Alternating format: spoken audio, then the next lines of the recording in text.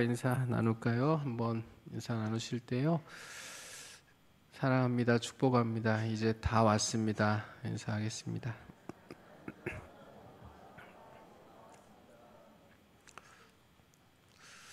특별 기도의 기간이 특별히 피곤하시죠? 예, 특별히 피곤하시리라고 생각이 됩니다. 이쯤 되면 이런 생각도 좀 들 것 같아요. 예수님의 고난 주간이 한 주여서 다행이다. 한 3주간 고난을 받으셨으면 큰일 날 뻔했다. 이런 생각도 할 법해요. 사실 수요일이 고비인데 또 고비들을 넘기고 이제 목요일까지 오셨습니다. 이제 오늘 벌써 오셨으니까 하루 남았습니다. 내일 예수님 이제 십자가를 지시는 날인데요. 하루 남았는데 내일까지 승리하실 수 있기를 주님의 이름으로 축복합니다. 자, 옆에 계신 분들에게 마지막까지 승리합시다. 이렇게 한번 인사하겠습니다.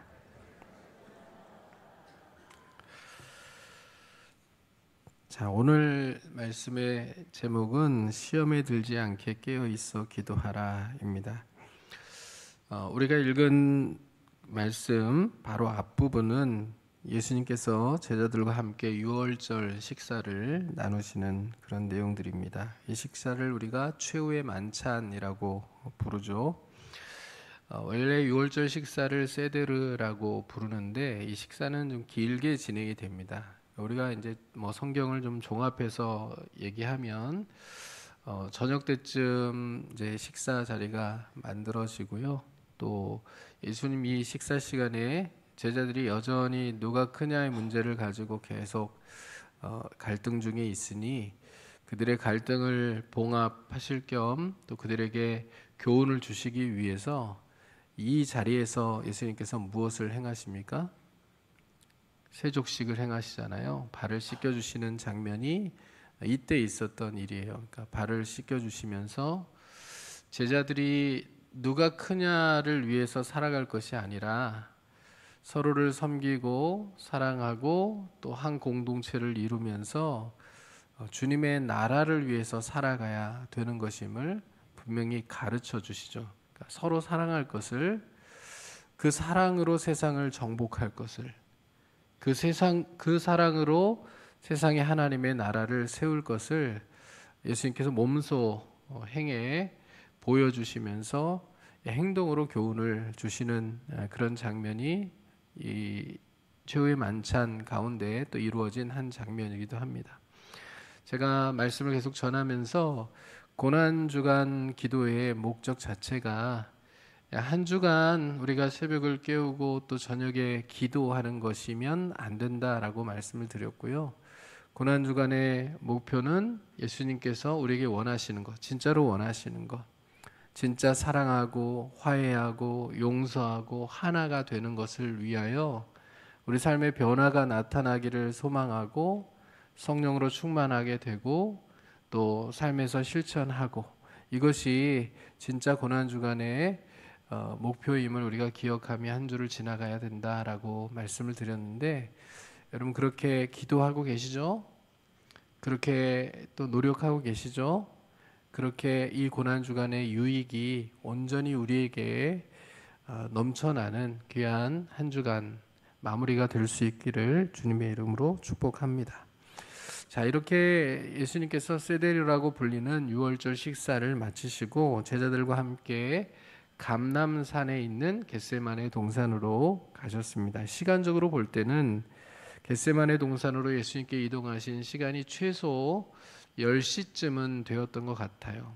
한밤중입니다. 이제 이 농촌 지역, 이제 가로등이 막 있지 않은 지역에는 해만 지면 깜깜하잖아요. 굉장히 깜깜하잖아요. 그러니까 10시면 지금 한밤중이에요. 이 깜깜한 때에 예수님께 등불을 들고서 지금 감람산으로 가시는 그런 장면이에요. 그리고 감람산으로 가시면서 제자들에게 이렇게 말씀하십니다. 마가복음 14장 27절과 28절 말씀 한번 같이 읽어볼까요? 예수께서 제자들에게 이르시되 너희가 다 나를 버리리라. 이는 기록된 바 내가 목자를 치리니 양들이 흩어지리라 하였음이니라. 그러나 내가 살아난 후에 너희보다 먼저 갈릴리로 가리라. 아멘. 예수님의 이 말씀의 포커스는 무엇입니까? 제자들이 조금만 있으면 다 나를 버릴 거다. 이게 예수님의 말씀의 강조점입니다. 자, 그러자 베드로가 예수님의 말씀을 듣고 나서서 또 제자들을 대표하여 말을 합니다. 항상 베드로가 앞서죠. 베드로가 뭐라고 얘기하냐면 29절에 베드로가 여짜오되 다 버릴지라도 나는 그리하지 않겠나이다. 자, 다 버릴지라도 나는 그리하지 않겠나이다. 자, 이 말을 지금 예수님께 하고 있는데요. 그 말을 누구도 듣고 있어요? 다른 제자를 다 듣고 있죠. 다른 제자들이 이 베드로의 이야기를 들을 때 기분이 좋았을까요? 베드로가 지금 호언장담하면서 다 버릴지라도 다른 놈들은 다 예수님 버리고 도망갈지라도 나는 절대 예수님 버리지 않을 거예요. 이렇게 얘기하는 거잖아요. 그러니까 다른 제자들이 듣기에는 기분이 그렇게 썩 좋은 얘기를 지금 베드로가 한 게 아니에요. 베드로가 지금 호언장담을 하고 있지만 이 얘기는 다른 제자들에게는 마음이 참 불편한 이야기입니다. 그러자 주님은 뭐라고 베드로의 이야기에 답하시냐면요. 30절에 예수께서 이르시되 내가 진실로 내게 이르노니 오늘 이 밤 닭이 2번 울기 전에 내가 3번 나를 부인하리라. 예수님이 이미 알고 계셨죠. 그렇죠? 베드로가 예수님을 부인하게 될 것을 알고 계셨어요. 근데 베드로에게 이런 말씀을 하시지 않았거든요. 조금 전까지만 하더라도 식사 자리에서도 하지 않으셨어요. 아마 베드로가 나서서 다 버릴지라도 나는 절대로 그리하지 않겠나이다 이 말을 하지 않았으면 예수님께서 닭이 2번 울기 전에 네가 나를 3번 부인하리라 이 말씀을 안 하셨을 가능성이 굉장히 높아요. 근데 베드로가 호언장담을 하니까 예수님께서 교훈을 주시기 위하여 베드로에게 일부러 말씀을 하시는 거예요. 여러분, 우리 신앙생활이라는 것이요 호언장담으로 되는 게 아닙니다. 내가 조금 더 주님을 사랑하고 조금 더 주님께 충성하고 모든 것을 참고 견디고 이기며 시험을 견뎌내고 유혹을 이겨내면서 신앙생활을 하는 것이요 호언장담을 한다고 되는 게 아니에요. 나는 절대로 그렇게 하지 않겠습니다. 나는 반드시 그렇게 행하겠습니다. 이렇게 한다고 해서 되는 게 아니라고요. 그러니까 우리의 의지만 가지고 우리의 감정만 가지고 우리가 신앙생활 할 수 있는 게 아닙니다. 우리는 연약한 존재들입니다. 우리는 우리의 의지가 얼마나 약한지 우리가 스스로 인정해야만 하는 존재들입니다. 한번 따라해 보실까요? 나는 몸도 약하고 마음도 약한 존재다. 이게 우리 한계예요. 그렇죠? 아무리 의지를 가지고 있더라도 된통 심한 감기라도 앓게 되면 이번 한 주간은 특별 기도에 한 번도 안 빼먹고 가야지 라고 마음 먹어도 몸이 따라주지 않으면 안 되죠. 그렇죠? 그리고 마음도 마찬가지예요. 내 마음 내가 지키기가 쉽습니까? 여러분, 사람의 마음만큼 믿지 못할 것이 어디 있습니까? 그렇죠? 여자의 마음만 갈 때 같은 게 아니라요. 사람의 마음이 갈 때 같아요. 사람의 마음을 어떻게 신뢰하고 따를 수 있습니까? 온전히. 이 마음이 감정에 따라서 조속변으로 변하기도 하고요. 상황에 따라 조속변으로 변하기도 하는 게 우리 연약한 의지고 우리 연약한 마음이라는 거예요. 우리 한계가 명확하다는 거예요. 그러니까 인정해야 돼요. 우리는 몸도 약하고 마음도 연약한 존재다. 그래서 내 힘과 내 의지만으로는 신앙생활을 할 수가 없다. 호언장담하면 안 된다. 우리의 신앙생활에 근본적으로 가장 중요한 동력이 되는 것은 하나님의 은혜입니다. 우리가 신앙생활을 시작하게 된 출발점도 하나님의 은혜고, 신앙생활을 잘 해나갈 수 있는 것도 하나님의 은혜고, 우리 인생을 잘 결말지어서 끝이 있다는 것을 생각하면서 그렇게 신앙의 길을 달려가 주님 앞에 서게 되는, 인생의 결산을 맞게 되는 그 순간까지 가는 모든 과정도 또 결과도 다 하나님의 은혜로 이루어지는 거예요. 그러니까 이걸 한순간도 잊어서는 안 된다는 거예요. 나는 오늘도 하나님의 은혜로 살고 있다. 하나님의 은혜가 나를 여기 있게 했다라는 것을 고백하며 살아야 되는 거죠. 자, 베드로가 호언장담을 합니다. 다 버릴지라도 나는 절대로 주님을 버리지 않겠다. 주님, 베드로에게 평생 잊지 못할 깨달음을 주시기 위하여 신앙생활은 호언장담만으로 되는 게 아니다. 네 마음과 네 생각과 의지만 가지고 되는 거 아니다. 네 마음 내가 알지. 모두가 다 나를 버릴지라도 너는 버리지 않겠다는 그 열심과 열정으로 여태까지 나를 따른 거 알지. 그런데 신앙생활은 그것만 가지고 되는 건 아니야 라는 것을 가르쳐 주시기 위하여 닭이 2번 울기 전에 네가 나를 3번 부인하리라. 어떤 마음으로 말씀하셨을까요? 야, 웃기지 마. 그렇게 장담해? 조금만 있으면 네가 어떤 존재인지 너 알게 될 거야. 예수님 이런 마음으로 말씀하셨을까요? 아니에요. 안타까운 마음이죠.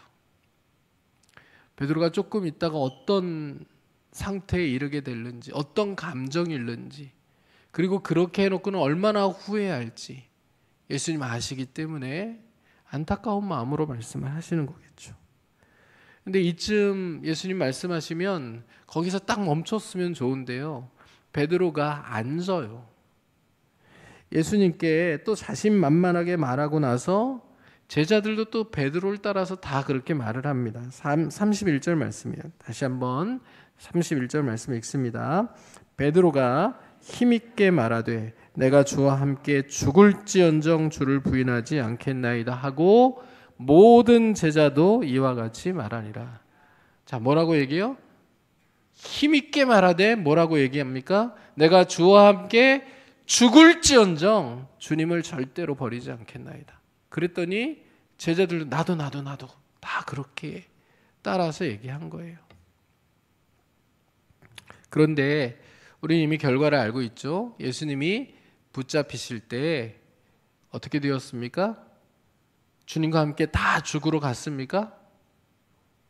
왜 예수님을 잡아가느냐고, 왜 주님을 잡아가느냐고, 죄가 뭐냐고 이렇게 따져 묻고, 주님을 잡아갈 거면 나도 잡아가라 이렇게 얘기하면 제자들이 다 묶여서 함께 끌려갔나요?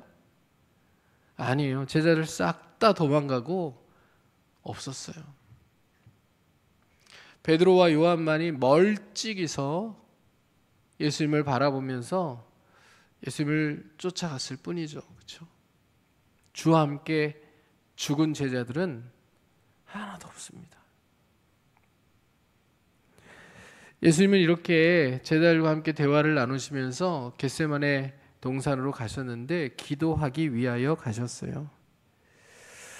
그러면서 겟세마네에 이르러서는 제자들에게 이렇게 말씀하십니다. 내가 기도할 동안에 너희는 여기 앉아 있으라 이렇게 말씀하시죠. 자, 그러면 제자들에게 내가 기도하는 동안에 너희는 여기 앉아 있으라 라고 말씀하신 예수님의 말씀의 의도는 정말 거기 앉아 있는 걸까요? 앉아만 있으면 제자들이 예수님의 말씀을 순종하는 걸까요? 앉아서 뭘 해도 되는 겁니까? 앉아서 자면 됩니까? 졸아도 됩니까? 여기 앉아 있으라 라고 하신 예수님의 말씀의 의도는 뭘까요? 예수님과 마음을 함께 하는 거예요. 기도하는 거예요. 그렇죠? 거기에 이제 예수님께서 늘 데리고 다니셨던 이너서클이라고 할 수 있는 3명의 제자가 있죠. 베드로와 야고보와 요한, 특별히 예수님께서 사랑하시고 아끼시던 제자들, 이제 이 세 명의 제자들은 이심전심으로 예수님과 눈빛만 봐도 마음이 통할 수 있을 것 같은 그런 제자들, 그 세 제자를 따로 구별하여 데리고 예수님께서 조금 더 깊은 곳으로 들어가십니다. 그리고 그 세 제자들에게 말씀하셔요. 이렇게 말씀하셔요. 예수님 조금 더 들어가시면서 34절 말씀이에요. 내 마음이 심히 고민하여 죽게 되었으니 너희는 여기 머물러 깨어 있으라. 아까는 다른 제자들에게 뭐라고 말씀하셨어요? 너희는 여기 앉아 있으라. 여기 세 명의 제자들에게는 여기 머물러 깨어 있으라. 그러면 아까 그 제자들은 앉아 있기만 하면 되고, 여기 이 제자들은 여기 머물러서 깨어 있기만 하면 되는 겁니까? 역시 마찬가지로 목적은 예수님과 마음을 함께 나누는 거예요. 기도하는 거예요. 예수님이 이 제자들과, 이 세 명의 제자들과 어느 정도 거리가 떨어져 있게 계셨을까요? 우리가 읽은 마가복음에는 나오지 않지만요, 누가복음을 보면 돌 던질 만큼 떨어져 계셨다 그래요. 돌 던질 만큼. 그러면 돌 던질 만큼의 거리가 어느 정도의 거리예요? 돌을 야구 선수처럼 던지면 야구 선수처럼 돌을 던져도 100m는 못 던지잖아요. 야구 선수가 그 홈에서 공을 던져가지고 그 홈런존을 넘기는 경우가 거의 없어요.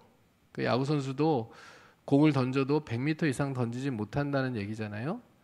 그러면 그렇게 뭐 야구 선수처럼 공을 던져도 전문적으로 뭔가를 던지는 직업을 가진 사람도 100m 던지기가 어려우니까 지금 돌을 던진다, 여기 돌 던질 만큼의 거리라는 것은 그렇게 힘껏 돌을 던지는 걸 얘기하는 게 아니고요. 돌을 손에다 쥐고 이렇게 던져서 닿을 만한 거리 정도 되는 것 같아요. 그러면 제가 여기서 이렇게 좀 높은 곳이니까요, 여기서 돌을 이렇게 던지면 어느 정도나 닿을까요? 그냥 세게 던지는 게 아니고 그냥 일반적으로 돌 던질 만큼 이렇게 힘을 주어 던지면, 제가 생각할 때는 우리 임장로님 앉아 계신 곳이나 우리 한 칸 더 뒤인 우리 강장로님 앉아 계신 곳, 저 정도 거리이지 않을까 싶어요. 이 정도 거리면 한 몇 미터 정도 됩니까? 10m에서 20m 안쪽으로 들어오지 않아요? 이 정도 거리면 예수님이 심히 고민하여 죽게 되었으니 이 심정을 가지고 하나님 앞에, 누가복음을 보면 이 떨어지는 땀방울이 핏방울이 될 정도로 간절하게 기도했다고 이야기하거든요. 그 기도를 천사들이 와서 수종 들었다라고 얘기를 합니다. 그 정도로 예수님께서 간절하게 막 부르짖는 기도를 하셨으면, 이 정도 떨어진 거리이면 이 조용한 산입니다. 그리고 산에 있는 작은 동산이에요. 소리가 충분히 들립니까? 안 들립니까? 들리죠. 그렇죠? 예수님이 기도하시는 내용들이 귀에 박히도록 들리는 그런 상황이에요. 그러니까 예수님께서 그 정도 떨어지신 상황에서 간절하게 하나님께 기도하세요. 예수님 왜 심히 고민하여 죽게 되었다라고 말씀하실까? 이미 예수님 자신이 고난당하고 죽을 걸 아시거든요. 그리고 조금 전에 만찬에서도 제자들에게 자기가 팔릴 것임을, 그리고 고난당할 것임을, 죽임당할 것임을 말씀하셨거든요. 그리고 지금까지 그 말씀들을 하실 때마다 담담하게 예수님께서 말씀하셨는데, 이제 잡히고 십자가를 져야 되는 그 순간에 이르니까 예수님의 마음이 막 두려움으로 가득 찼던 걸까요? 여러분, 예수님은요, 지금 다른 사람들이 죽는 그런 죽음을 맞는 게 아니에요.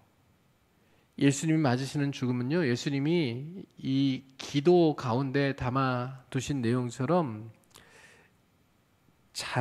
하나님의 무서운 진노가 담긴 잔이에요. 진노의 잔, 저주의 잔을 다 받으시는 거거든요. 그러니까 예수님의 십자가는 하나님의 진노와 하나님의 저주가 쏟아지는 심판이에요. 그러니까 그러니까 인류가 겪어야 되는 인류의 모든 죄 때문에 각 사람이 겪어야 되는 그 하나님의 무서운 진노와 심판을 예수님이 지금 다 짊어지시는 거예요. 당대에 살아가는 사람들을 위한 하나님의 진노와 심판뿐만 아니라 그 이후에 살아갈 모든 사람들을 위한 진노와 심판도 지금 예수님께서 다 짊어지시고 죽어야 하는 거예요. 그게 예수님이 두려우신 겁니다. 이 죽음은 하나님의 진노와 하나님의 심판의 죽음이기 때문에 이 순간만큼은 하나님과 단절되는 고통을 겪으셔야만 하는 거예요. 자, 우리가 삼위일체 하나님을 잘 알죠. 삼위일체 하나님은 태초부터 함께 존재하셨죠. 그렇죠? 역사 이전부터 성부, 성자, 성령 하나님이 함께 하셨고 천지를 함께 창조하셨고 인류의 역사 가운데 함께 하셨고 지금 예수님의 성육신 가운데도 함께 하셨고, 그렇죠? 물론 예수님의 죽음 가운데도 함께 하시겠지만 예수님의 그 십자가의 죽음의 현장에 아버지는 아들을 외면하는 것처럼 아들의 죽음을 그냥 지켜보고 계시고 아들은 아버지를 향하여 절규하며 부르짖잖아요. 나의 하나님 어찌하여 나를 버리셨나이까. 하나님께 버림받는 이 저주와 이 심판의 상황들을 예수님께서 견디셔야 되는, 아버지와 분리되고 단절되는 한 번도 경험해 본 적이 없는 하나님과의 분리를 경험하게 되는 그 순간을 인하여 예수님은 지금 두려워하시고 심히 슬퍼하시고 고민하는 마음으로 지금 부르짖고 계시는 거예요. 주님이 이렇게 기도하시죠. 35절과 36절 같이 한번 읽어보겠습니다. 조금 나아가사 땅에 엎드려 될 수 있는 대로 이때가 자기에게서 지나가기를 구하여 이르시되 아빠 아버지여 아버지께는 모든 것이 가능하오니 이 잔을 내게서 옮기시옵소서. 그러나 나의 원대로 마시옵고 아버지의 원대로 하옵소서 하시고, 아빠 아버지 하나님 굉장히 친근하게 지금 부르고 있는데요. 아빠 아버지라고 예수님이 하나님 아버지를 부를 때 하나님의 마음은 얼마나 흔들렸겠어요. 그렇죠? 아버지께는 모든 것이 가능하오니 이 잔은 하나님의 무서운 진노의 잔이고 심판의 잔이에요. 저주의 잔이에요. 내게서 옮기시옵소서. 주님 정말 간절히 기도하신 거예요. 그러나 나의 원대로 마시옵고 아버지의 원대로 하옵소서 하시고, 여러분 예수님께서 정말 딱 요 35절과 36절에 딱 기도만 놓고 보면 36절만 기도하신 거잖아요. 요 한 구절만 기도하셨을까요? 딱 아빠 아버지께는 모든 것이 가능하오니 이 잔을 내게서 옮기시옵소서. 그러나 나의 원대로 마시옵고 아버지의 원대로 하옵소서. 이 기도는 몇 분 걸려요? 이렇게 한 절만 기도하면 몇 분 걸리겠어요? 1분도 안 걸리죠. 그렇죠? 한 30초도 안 걸리잖아요. 이렇게 기도하면 간절히 이렇게 30초 간절히 기도하시고 예수님이 제자들에게 돌아오시는 걸까요? 아니에요. 여긴 요약이에요. 예수님의 기도를 요약해 놓은 거잖아요. 예수님께서 간절하게 기도하시는 기도에 많은 내용들이 있었겠지만 그 핵심이 이 기도라는 거예요. 핵심이. 간절히 주님 앞에, 하나님 앞에 예수님께서 기도하시고요. 제자들에게 돌아오세요. 제자들에게 돌아오셔서 무엇을 보시냐면 37절 같이 봅니다. 돌아오사 제자들이 자는 것을 보시고 베드로에게 말씀하시되 시몬아 자느냐 내가 1시간도 깨어 있을 수 없더냐. 시험에 들지 않게 깨어 있어 기도하라. 마음에는 원이로되 육신이 약하도다 하시고. 자, 여기서 이제 궁금한 거 한번 체크해 보자고요. 예수님 왜 기도를 계속 하시면 되지? 기도하다가 제자들을 보러 오셨을까요? 예수님 기도하다가 기도를 멈추고요. 제자들이 기도하고 있는지 안 하고 있는지 지금 예수님 보러 오신 거 아니에요? 그러다가 보신 거죠. 뭘 보셨어요? 제자들이 기도 안 하고 자고 있구나. 이걸 보신 거잖아요. 아까 제가 말씀드렸죠. 돌 던진 만큼 떨어진 거리. 예수님이 간절히 부르시면 다 귀에 그 기도가 꽂히는 그런 정도의 거리. 예수님 지금 심히 고민하여 슬픈 마음으로 두려운 마음으로 죽게 되었다고 하나님 앞에 간절히 부르짖는 그런 상황. 그런데 제자들이 거기서 자고 있었던 거예요. 여기서 하나님께서 그의 사랑하시는 자에게는 잠을 주시는다. 이런 걸 적용하면 안 돼요. 그렇죠? 제자들이 깨어있지 못한 거예요. 예수님 지금 교훈을 주시려고 제자들에게 일부러 기도를 중단하시고 돌아오신 거거든요. 오셔서 베드로에게 말씀하시잖아요. 시몬아 자느냐? 내가 1시간도 깨어있을 수 없더냐? 시험에 들지 않게 깨어있어 기도하라. 마음에는 원이로되 육신이 약하도다. 아까 베드로의 호언장담과 이 장면을 연결시켜 보세요. 호언장담을 했어요. 마음은 원이에요. 그런데 그 육신이 시험과 유혹에 약해요. 그렇기 때문에 깨어 있어 하나님의 은혜, 하나님의 도움을 구하며 기도하지 않으면 시험과 유혹을 이겨낼 수 없다는 교훈을 주시기 위하여 예수님께서 기도하다가 멈추시고 제자들에게 오셔서 그들이 자는 것을 보시고 교훈을 주고 계시는 거예요. 자, 이렇게 말씀하시고 예수님이 가셔서 같은 말씀으로 하나님께 또 기도하시고요. 다시 돌아오셔서 보시니 제자들이 여전히 자고 있죠. 그리고 예수님께서 다시 이번에는 아무 말씀하지 않으시고 그냥 보고 가셔요. 그 다음에 예수님께서 다시 돌아오신 후에는 그들을 향하여 뭐라고 말씀하십니까? 이제는 자고 쉬라. 그만 되었다. 때가 왔도다. 보라 인자가 죄인의 손에 팔리느니라. 일어나라 함께 가자. 보라 나를 파는 자가 가까이 왔느니라. 이렇게 말씀하시죠. 사실 이 말씀은요, 아프게 들려야 하는 말이에요. 돌이킬 수 없다는 거예요.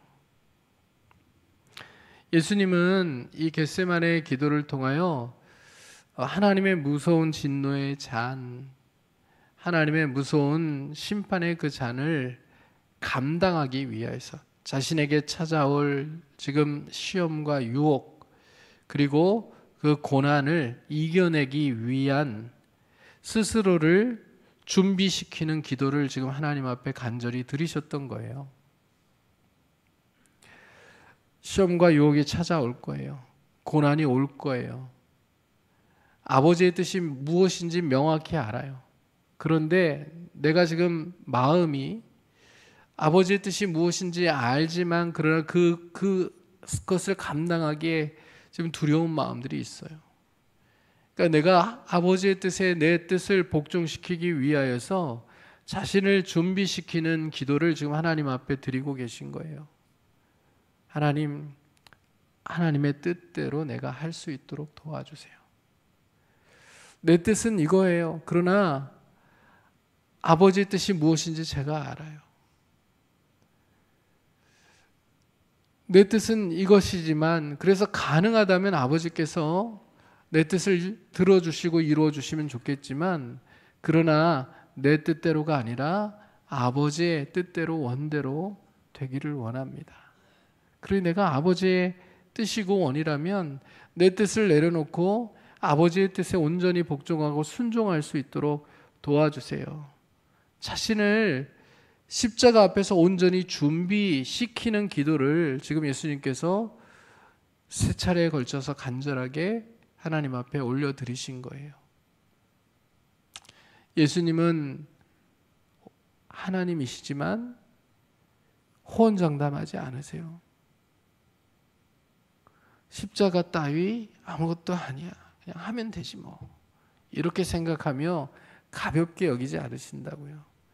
예수님도 이 땅에 오셔서는 온전한 인간의 몸을 입고 계셨기 때문에 우리 인생에서 우리가 겪어야 되는 모든 시험과 고난들을 예수님도 겪으셔야만 했거든요.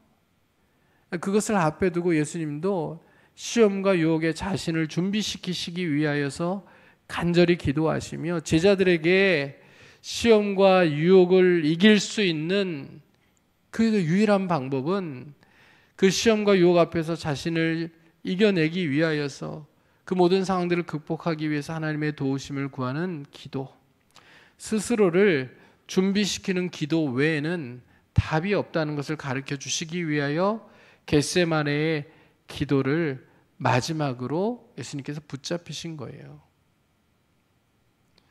여러분, 우리가 우리의 인생을 살아가는 동안에 예수님도 당하셨던 그 시험과 유혹을 면제 받으면서 그렇게 신앙생활을 할 수 없다는 것을 우리가 꼭 기억했으면 좋겠어요. 우리 앞에도 시험과 유혹들이 놓입니다. 그리고 예수님이 말씀하신 대로 우리 자신을 부인하고 우리 몫의 십자가를 지고 주님을 쫓아가는 진짜 제자로 살아가기 위해서는요, 우리가 우리 자신을 준비시키는 기도를 하나님 앞에 드리지 않으면 호언장담만으로는 우리의 신앙생활을 승리하며 살아갈 수가 없다는 거예요. 한때는 잘할 수 있으나 그러나 이게 지속적으로 이어져 가지 못하는 거예요. 신앙생활은요, 한 차례 잘했다고 칭찬받고 끝나는 그런 과정이 아니에요. 우리의 신앙의 과정은 이게 여정이에요. 여정. 길을 가는 거예요. 끝까지 가는 게 의미가 있는 거예요.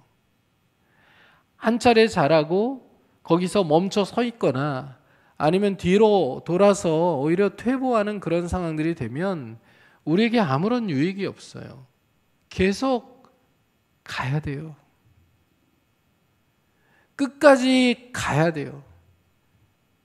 그게 우리의 목적이에요. 끝까지 믿음으로 신실하게 내 인생의 시험과 유혹, 고난들을 이기며 하나님의 뜻에 내 뜻을 복종시키며 하나님의 영광을 위한 길을 걸어가는 것, 그게 제자의 길을 바르게 걷는 거고 바르게 사는 겁니다. 그게 주님이 우리에게 바라시는 바죠. 그렇게 여러분, 우리가 주님이 말씀하신 마음은 원이로되 육신이 약하도다 라고 하는 이 말씀을 가슴에 깊이 새겨 넣을 수 있었으면 좋겠어요. 마음은 원이죠. 하나님이 기뻐하시는 삶을 살고 싶고 영광을 위해 살아가고 싶고 내게 돈이라도 좀 더 생기면 하나님 앞에 좀 다 바치고 싶고 하나님 일을 위하여 마음껏 그냥 그렇게 불태우고 인생을 불태우고 싶은 마음들이 여기 모인 사람들에게 없겠습니까? 모두에게 있을 거예요. 그런데 뭐가 약해요? 육신이 약해요. 그러니까 이 말씀을 기도를 하고 싶은데 육신이 너무 피곤하고 연약해서 도저히 이렇게 할 수 없다. 이렇게 굉장히 작은 범위로 적용하면 안 되는 말씀이에요. 마음으로는 거룩하게 살기를 원하고 주님을 위하여 삶을 불태우기를 원하고 하나님의 영광을 위해 내가 다 드리기를 원하고 조금 더 주님을 사랑하고 조금 더 주님께 충성하고 헌신하기를 원하지만 그러나 육신의 배인 죄의 습성 때문에 우리가 시험과 유혹 앞에 늘 넘어지기 쉽다는 말씀이에요. 맞죠? 자, 제가 질문합니다. 여러분, 사랑하며 살고 싶으세요? 미워하며 살고 싶으세요? 사랑하며 살고 싶으시죠? 자, 여러분을 미워하는 사람이 많아지면 좋겠어요? 없었으면 좋겠어요? 여러분이 미워하는 사람은 많아지면 좋겠어요? 없었으면 좋겠어요? 근데 살다 보면 여러분을 미워하는 사람도 여러분이 미워하는 사람도 많아지죠? 아니에요? 다 천사처럼 사시기 때문에 그런 일 없습니까? 많아져요. 우리가 다 죄된 본성을 가지고 살아가니까 서로 이기적이거든요. 이기적이에요. 자기중심으로 생각한단 말이에요.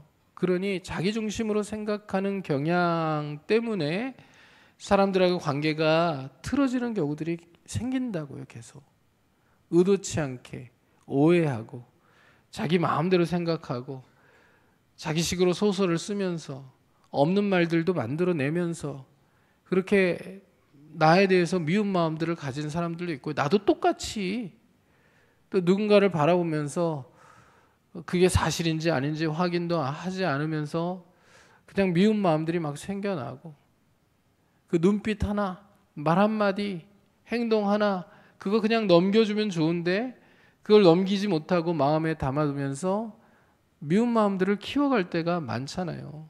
미워하기 싫어요? 미움받기 싫어요. 그렇죠? 마음에는 원이죠. 사랑하며 살고 싶다. 그런데 육신이 죄된 본성, 죄된 습성 때문에 우리가 그렇게 사랑하며 사는데, 거룩하게 하나님의 뜻을 이루어가며 사는데 방해거리가 된다는 얘기예요. 예수님 말씀은 그렇기 때문에 그 죄의 습성이 우리를 넘어뜨리지 못하도록, 우리가 시험과 유혹에 넘어져 주저앉아 일어나지 못하는 일이 생겨나지 아니하도록 깨어 있어 기도하라라고 말씀하시는 겁니다. 여러분, 오늘 우리가 겟세마네 기도를 우리가 함께 살펴봤는데요. 예수님은 자신을 준비시키시는 기도를 하나님 앞에 드림으로 십자가를 담대하게 지셨어요. 그런데 제자들 전체는 호언장담했지만, 그러나 자신을 준비시키는 기도를 드리지 못했기 때문에 그 기도의 시간에 자고 있었기 때문에, 마음은 원인데 자신의 육신이 약하다는 것을 깨닫지 못하고 그리고 인정하지 않았기 때문에, 호언장담만 가지고는 신앙생활을 할 수 없다는 것을 그들이 몰랐기 때문에, 그들은 자신 앞에 놓인 시험과 유혹 앞에 한 명도 성공하지 못하고 다 실패하여 넘어지게 됩니다. 여러분, 우리의 신앙의 여정 깁니다. 긴 여정을 지금까지 잘 왔다면 이제 남은 여정을 잘 가기 위하여서 우리가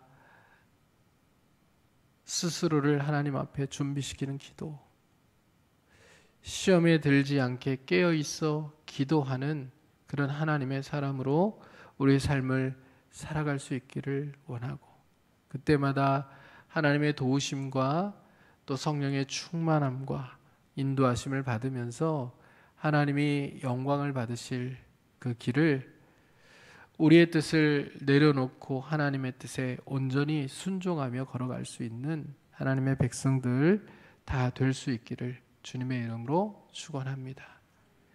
제가 늘 강조하여 말씀드리는 내용이죠. 자, 말씀을 우리가 읽는 것은 지금도 공동체 성경 읽기를 계속 해나가고 있지만, 말씀 1독했다, 2독했다, 3독했다, 4독했다, 100독했다, 1000독했다, 이거 자랑하기 위함이 아니죠. 그렇죠? 말씀을 읽는 것은요, 말씀을 통해 하나님의 뜻을 깨닫기 위함이에요. 하나님이 무엇을 원하시는지를 말씀을 통해서 깨닫기 위함이에요. 그리고 우리가 기도하는 이유는요, 그렇게 깨달은 하나님의 말씀에 우리 자신을 쳐서 복종시키며 하나님의 뜻에 내 뜻을 복종시키기 위한 의도로 우리가 기도하는 거예요. 자, 요약해서 한번 따라해 볼까요? 말씀을 통해 하나님의 뜻을 깨닫고, 기도를 통해 하나님의 뜻에 내 뜻을 복종시킨다. 이게 신앙생활을 잘 할 수 있는 비결입니다. 말씀을 통해 하나님의 뜻을 분별하고, 그 하나님의 뜻과 내 뜻이 다를 때 내가 막 하나님을 강요해서 농성을 해서 어떻게든 내 뜻을 관철시키는 게 아니라, 말씀을 통해 깨달은 하나님의 뜻에 내 뜻을 복종시키기 위하여서 기도하는 과정들을 갖는 거예요. 그렇게 기도하면요, 하나님의 뜻과 내 뜻이 가까워져요. 가까워지는 거예요. 그리고 그렇게 기도하는 것의 가장 큰 유익은 내가 약하기 때문에 내 뜻이 아니라 하나님의 뜻을 세워갈 때 내 앞에 유혹과 시험들이 많아지는데 그 시험과 유혹 앞에서 내가 넘어지지 않고 이겨낼 수 있는 힘을 하나님께로부터 받고 또 은혜를 받고 또 도움을 받고 인도하심을 받으며 살아갈 수 있다는 거예요. 그렇게 오늘도 우리 앞에 놓여진 그 인생의 길들을 주님과 함께 동행하고 또 하나님을 온전히 신뢰하며 자기 자신을 준비시키는 기도를 온전히 드림으로 하나님의 뜻을 여러분의 삶을 통하여 이루어 드리는 복된 하루, 복된 인생, 또 여러분 복된 평생이 되실 수 있기를 주님의 이름으로 축원합니다. 오늘 말씀을 붙들고 우리 함께 기도하는 시간 갖기를 원합니다. 원하고 바라고 기도합니다. 찬양하겠습니다.